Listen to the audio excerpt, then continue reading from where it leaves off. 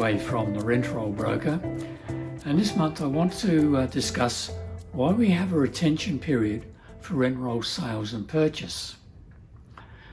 Well, when it comes to selling and buying rent rolls, there's always concern on the impact the possible loss of properties will have on the transaction. Both vendor and buyer need to be working together in order to minimise those losses during the sale and the settling in period. So in this article, we'll explore the importance and the considerations that are needed to be involved.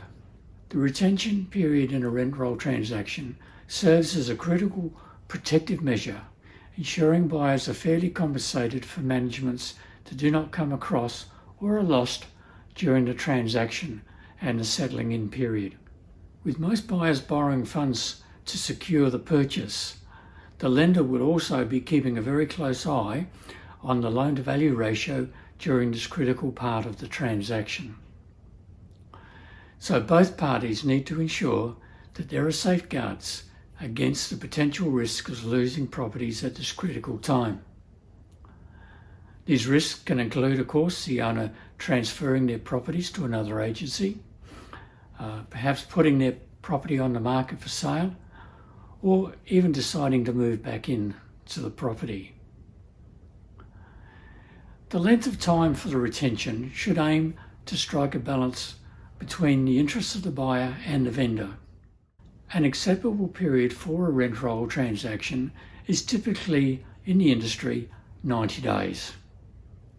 It's important to remember that the purpose of the retention is to provide protection to the buyer during the transition period while the rent roll is being settled into their new agency. By holding a portion of the purchase price in trust, buyers are protected from potential losses that may occur through no fault of their own.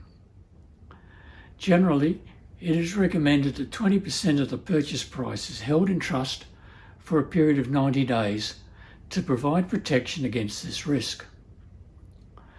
This amount is considered reasonable and is deemed to be more than adequate when you consider that our clients, in their historical retention losses over the last 10 years of operation, have only been between 8 and 9% of the purchase price. From the vendor's perspective, we consider 20% a worthwhile amount. It gives the prospective buyer more confidence in their decision to purchase, while the vendor knows that the actual amount that will be claimed, in all probability, will be less than half of that being held. Overall, it helps to mitigate risk and provides a fair and equitable solution for both parties involved. The retention isn't provided so that the buyer can pick and choose which properties they want to take and which they don't. It is there to cover the genuine losses which the buyer should be able to justify by providing support documentation and correspondence for the property loss from the vendor. So, in conclusion, the retention is a critical part of the sale and purchase of a rent roll. It protects the buyer and their lender from potential losses during the sale and the actual settling in process of the property rent roll.